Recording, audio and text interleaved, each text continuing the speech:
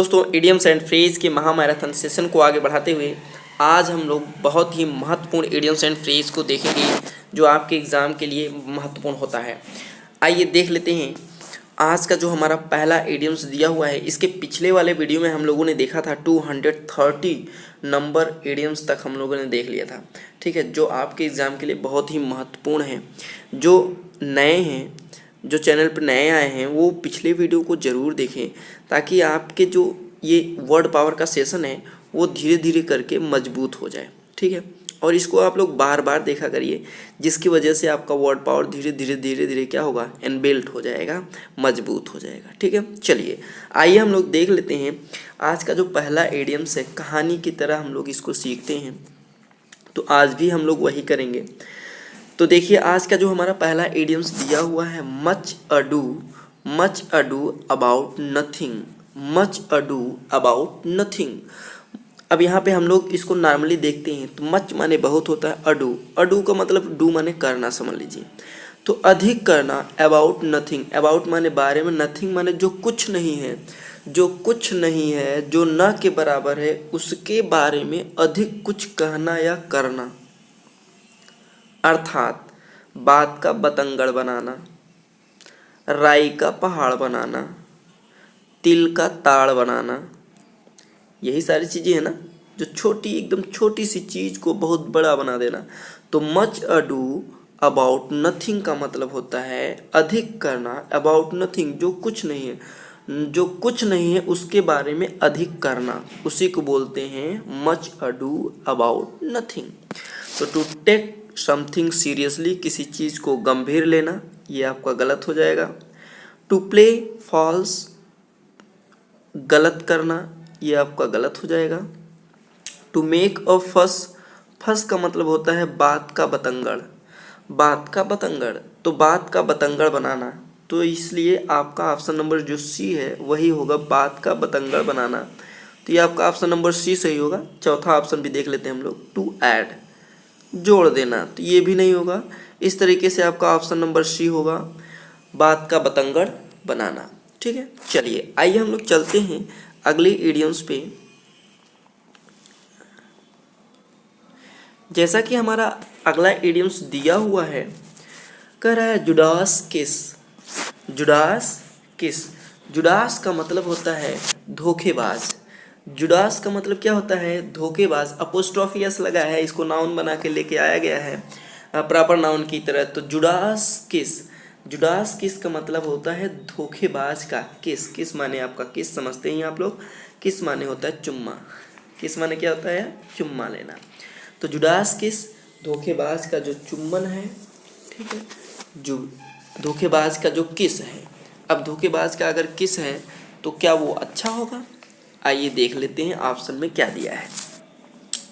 वूइंग, वूइंग का मतलब होता है निवेदन करना।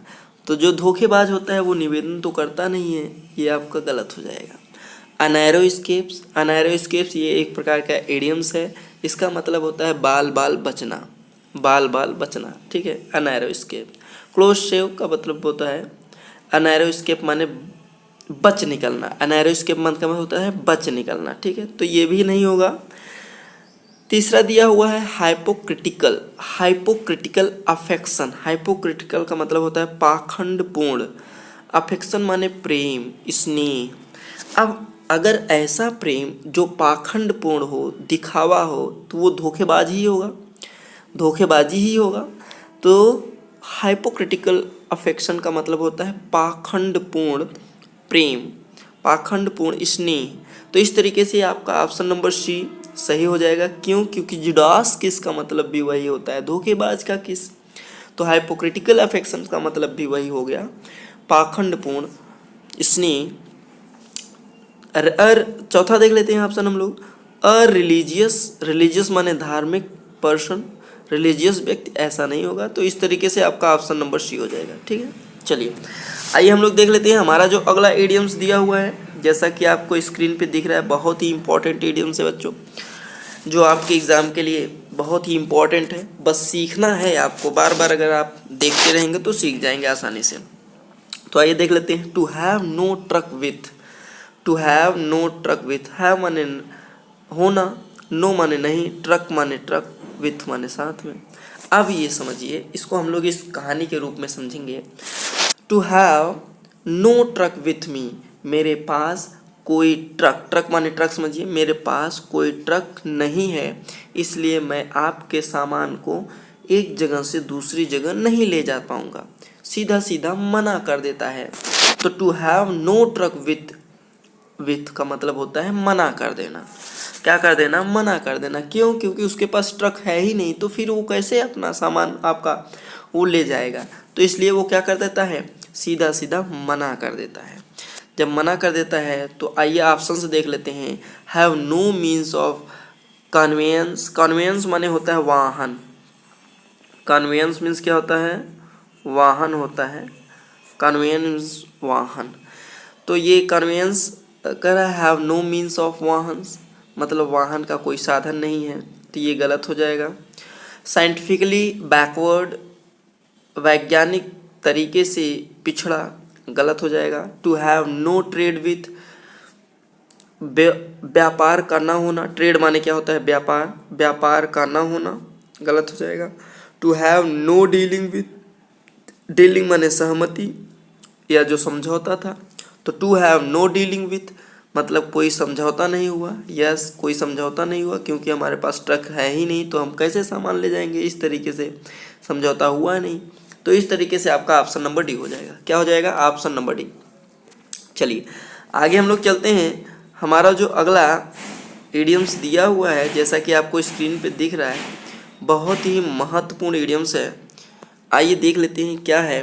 टू क्लीन द ऑजियंट अस्तबल, अस्तबल माने अस्तबल जहाँ पे घोड़े रखे जाते हैं, आप जानते ही हैं। ऑजियन एक नाम है, प्रॉपर नाउन के रूप में दिया हुआ है।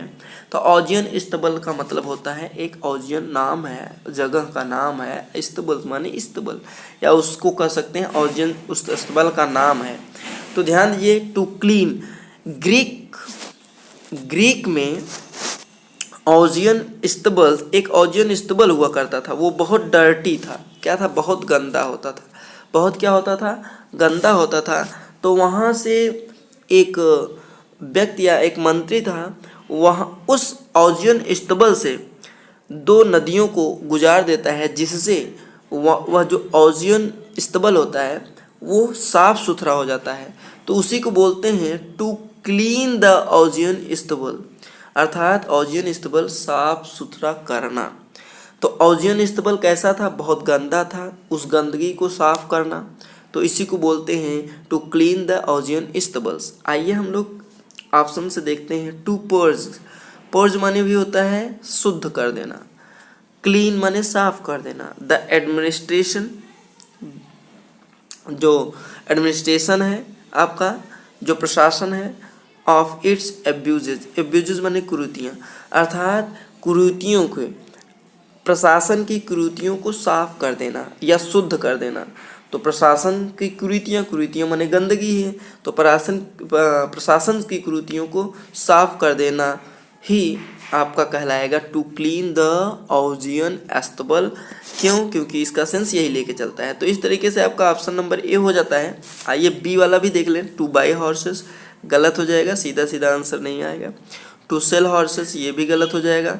टू इम्प्रूव माने इम्प्रूव करना, वर्किंग कंडीशन, ठीक है, कार्य करने की जो दशा है उसमें इम्प्रूव करना, ये भी आपका गलत हो जाएगा। आपका होगा पहला वाला to purge clean the administration of its abuses, अर्थात शुद्ध कर देना या साफ कर देना प्रशासनिक कुरीतियों को, अर्थात करप्शन को, करप्शन को क्या कर देना? साफ कर देना। ठीक है, चलिए आइए हम लोग चलते हैं। हमारा जो अगला इडियम्स है, जैसा कि आपको दिख रहा है, अ fly in the ointment, a fly in the ointment, ointment means होता है मरहम, ऑइंटमेंट मीन्स क्या होता है? मरहम। अ fly in the ointment, fly माने मक्खी। अब ऑइंटमेंट में क्या है? मक्खी है। जब ऑइंटमेंट में अर्थात मरहम में मक्खी है तो आपका मन अच्छा नहीं लगेगा, आपको दुखी होगी, आप दुखी होंगे ना, क्योंकि मरहम में अगर मक्खी पड़ जाए तो अच्छा नहीं लगता है। तो वही चीज़ है, अर्थात जो आनंद है उसको क्या कर देना? फीका कर देना। तो टू क्लीन अ थिंग, ये आपका गलत हो जाएगा। स्टेरलाइज, स्टेरिलाइज का मतलब होता है आपका रोगाणु रहित कर देना, रोगाणु रहित कर देना अर्थात रोगाणुओं से क्या कर देना, हटा देना, रहित कर देना, अर्थात टू स्टेरिलाइज का मतलब रोगाणु रहित कर देना। तो ये भी नहीं होगा। स्मॉल एनोएसेंस, स्मॉल माने छोटा सा, एनोएसेंस, एनोएसेंस का मतलब होता है कष्ट या छेड़छाड़। तो छोटी सी जो छेड़छाड़ है, दैट माने जो स्पॉइल्स माने खराब कर देता है, अपीजेंट माने अप्लीजेंट, प्लीजेंट माने आनंद, एक्सपीरियंसेस माने अनुभव है, आनंद वाले अनुभव को जो क्या कर देता है, खराब कर देता है आपका छोटा सा छेड़छाड़ या छोटी सी कष्ट को, उसी को बोलते हैं अ फ्लाई इन द ऑइंटमेंट। क्यों?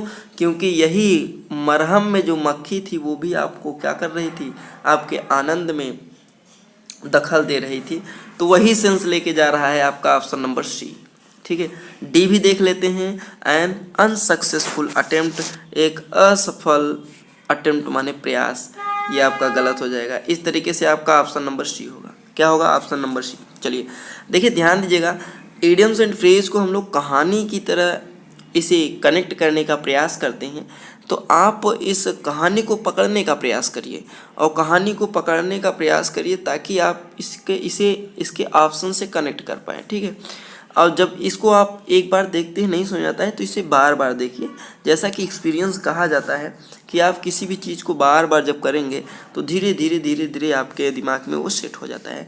तो आप भी इसको बार बार देखने का प्रयास करिएगा वीडियो को, ताकि आपके दिमाग में धीरे धीरे आपको क्या हो जाए, सेट हो जाए। चलिए आगे हम लोग चलते हैं। हमारा जो अगला इडियम्स दिया हुआ है जो बहुत ही महत्वपूर्ण है, कह रहा है of the deepest dye. Deepest माने सबसे गहरा, डीपेस्ट, डीप माने गहरा होता है ना, समझ रहे हैं। डीपेस्ट डाई, डाई माने रंग। अगर किसी भी रंग का गहराई मतलब वो एकदम डीपेस्ट, एकदम गहरा रंग हो गया है, हल्का रंग नहीं गहरा, तो एकदम गहरा अगर रंग हो जाएगा तो आपको कोई भी रंग हो अच्छा लगेगा? नहीं अच्छा लगेगा। तो ऑफ द डीपेस्ट डाई का मतलब होता है खराब होना, अच्छा ना लगना। तो ऑफ द वर्स्ट, वर्स्ट माने सबसे खराब हो जाना, एक्सट्रीम टाइप, अति खराब हो जाना। तो इस तरीके से आपका ये ऑप्शन नंबर ए इस सेंस को लेके जा रहा है। बी ऑप्शन भी देख लेते हैं। आप द बेस्ट टाइप, सबसे अच्छा वाला टाइप, नहीं, ये गलत हो जाएगा। आप the most colourless type, most माने अधिक, कलरलेस टाइप, ये भी आपका गलत हो जाएगा। ऑफ द कलरलेस टाइप, ये भी आपका गलत हो जाएगा। आपका ऑप्शन नंबर ए हो जाएगा। क्या होगा? Option number A. चलिए आगे हम लोग देख लेते हैं। हमारा जो अगला इडियम्स दिया हुआ है बहुत ही महत्वपूर्ण है। कह रहा है to throw up the sponge, to throw up the sponge, ये बहुत ही महत्वपूर्ण है। इस कहानी को समझिएगा, इसमें एक कहानी है, इस कहानी के अनुसार आपको मैं बताऊंगा। To throw up, throw up माने होता है फेंक देना। थ्रो अप माने क्या होता है? फेंक देना, इस्तीफा दे देना। थ्रो अप का मतलब होता है इस्तीफा दे देना। द स्पंज, स्पंज माने होता है, अब इस कहानी को पहले समझिए। यह स्पंज हम लोग उसको कहते हैं जब बॉक्सिंग में जो बॉक्सर जो होते हैं, बॉक्सिंग में जो वो पसीना वगैरह पोंछने के लिए जो रुमाल लिए होते हैं या स्पंज लिए होते हैं, वही है, उसी को बोल रहे हैं यहाँ पे स्पंज। कहानी को समझिए। तो बॉक्सिंग में जो स्पंज अगर कोई फेंक देता है, throw up the sponge, sponge को फेंक दिया गया, अर्थात अब स्पंज को नहीं लिया जाएगा। जब स्पंज को नहीं लेंगे अर्थात आप बॉक्सिंग से इस्तीफा दे रहे हैं। थ्रो अप का मतलब क्या होता है? इस्तीफा दे देना। द स्पंज माने स्पंज से, अगर आप स्पंज से इस्तीफा दे रहे हैं अर्थात आप बॉक्सिंग से ही इस्तीफा दे रहे हैं, अर्थात आप अपनी हार को स्वीकार कर रहे हैं। क्या कर रहे हैं? स्वीकार कर रहे हैं। तो जो बॉक्सर होता है अगर वो अपने स्पंज को फेंक देता है तो समझ जाइए कि वो हार स्वीकार कर लेता है।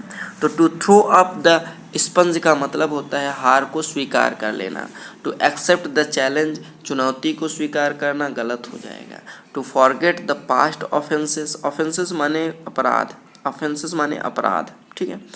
तो फॉरगेट माने भूल जाना पिछले अपराधों को, ये भी गलत हो जाएगा। टू एडमिट डिफीट, एडमिट माने स्वीकार कर लेना, डिफीट माने हार, यस ये सही होगा आपका, हार स्वीकार कर लेना। अगला दिया हुआ है टू सेंड, अर्थात चौथा ऑप्शन में टू सेंड मैसेज।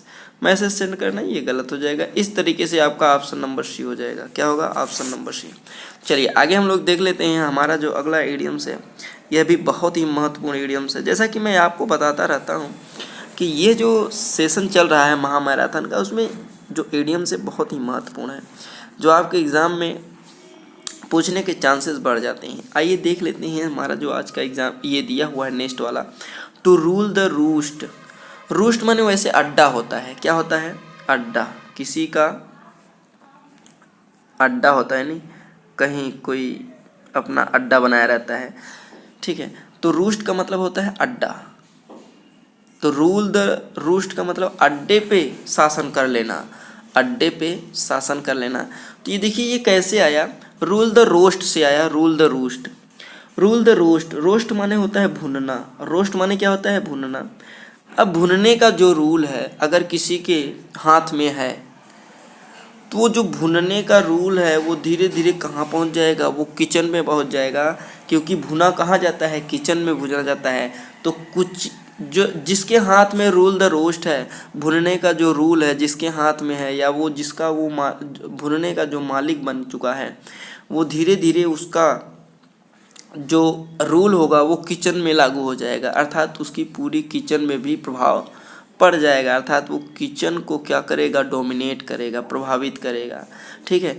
तो इस तरीके से वही बना है रूल द रूस्ट, अर्थात रूस्ट। किचन क्या है? किचन एक प्रकार का अड्डा है जहाँ पर रोस्टिंग किया जाता है, ठीक है। तो उस अड्डे पर ही क्या कर लेता है? शासन करना। तो रूल द रूस्ट का मतलब होता है प्रभावित करना, शासन करना। To measure the height of the something, ये आपका गलत हो जाएगा। टू मेजर द डेप्थ, ये भी आपका गलत हो जाएगा। To strike with a stick, strike माने हड़ताल कर देना, विथ अ स्टिक माने एक छड़ी से हड़ताल कर देना, ये भी गलत हो जाएगा। या स्ट्राइक माने प्रहार करना, यहाँ पे विथ अ स्टिक छड़ी से प्रहार करना, ये भी आपका गलत हो जाएगा। टू डोमिनेट, प्रभावित करना, ये सही होगा। क्यों? क्योंकि जिसके हाथ में रूल द रोस्ट आया, भुनने का जो रूल है वो आया, तो उसका प्रभाव किचन तक पहुंच जाता है, अर्थात वो वहां तक उसके अड्डे तक पहुंच जाता है। कहाँ से? उसके अड्डे तक, ठीक है। चलिए आगे हम लोग देख लेते हैं हमारा जो अगला इडियम्स दिया हुआ है, बहुत ही महत्वपूर्ण है। Bats in the belfry. Bats in the belfry, belfry का मतलब होता है घंटा घर। बेल फ्राई का मतलब क्या होता है? घंटा घर। अब बैट्स माने चमगादड़ समझिए, घंटा घर में चमगादड़ भी होते हैं। घंटा घर में क्या होते हैं? चमगादड़ भी होते हैं। तो ध्यान दीजिए, जो चमगादड़ है वो घंटा घर में रहते हैं, वहाँ से उनको भगाया नहीं जा सकता, वो पागलों की तरह वहीं पे रहते हैं ना, उनको भगा नहीं सकते। तो वही कह रहा है bats in the belfry का मतलब होगा पागल की तरह होना, पागल बन जाना। तो टू बी मैड, यस पहला ऑप्शन ही सही हो जाएगा इसमें। और भी ऑप्शन देख लेते हैं। समथिंग नीडेड क्लीनलीनेस, ये भी गलत हो जाएगा। इम्पेंडिंग डेंजर, इम्पेंडिंग माने आसन, डेंजर माने खतरा, ये भी आपका गलत हो जाएगा। टू बी डिसीव्ड, धोखा देना, ये भी आपका गलत हो जाएगा। तो इस तरीके से आपका ऑप्शन नंबर ए हो जाएगा, ठीक है। चलिए आगे हम लोग चलते हैं। हमारा जो अगला इडियम्स दिया हुआ है बहुत ही महत्वपूर्ण है। जैसा कि आपको दिख रहा है, to have a jaundiced eye, to have a jaundiced, jaundiced eye, jaundiced माने वैसे पीलिया होता है, और जॉइंडिस माने पक्षपात भी होता है। जॉइंडिस माने पक्षपात। तो to have a jaundiced eyes का मतलब होता है पक्षपात भरी आँखें, अर्थात पक्षपात, आपके मन में क्या है? पक्षपात है। तो टू हैव अ जॉइंडिस, ये आपका गलत हो जाएगा। टू हैव अ फीवर, ये आपका गलत हो जाएगा। To be prejudiced, yes prejudiced means होता है पक्षपात करना। प्रेजुडिस मीन्स क्या होता है? पक्षपात करना। तो इस तरीके से आपका ऑप्शन नंबर सी हो जाएगा। चौथा भी देख लेते हैं, टू लॉस कलर्स, ये आपका गलत हो जाएगा। तो इस तरीके से आपका ऑप्शन नंबर क्या होगा? सी होगा। तो हम लोगों ने आज बहुत ही महत्वपूर्ण इडियम्स एंड फ्रेज को देखा। ये वीडियो आपको कैसा लगा कमेंट बॉक्स में कमेंट करना ना भूलिएगा। या चैनल पे नए हो तो चैनल को सब्सक्राइब कर लीजिएगा, बेल आइकन पे प्रेस करना ना भूलिएगा, ताकि नए नोटिफिकेशन आप तक पहले पहुँच गए।